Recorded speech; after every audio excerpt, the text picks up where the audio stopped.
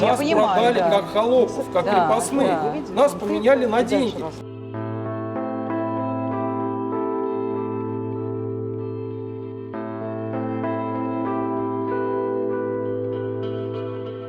Ребята, это просто вот катастрофа, другого слова я назвать не могу. Вот на той маленькой территории будет почти 4000 человек.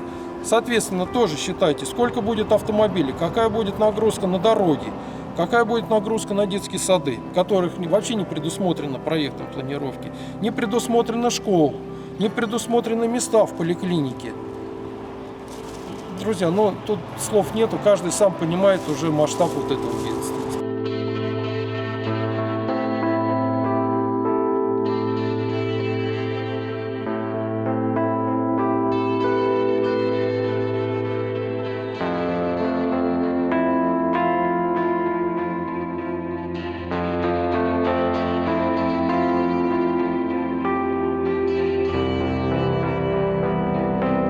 Я пришла для того, чтобы подчеркнуть уважение к вам.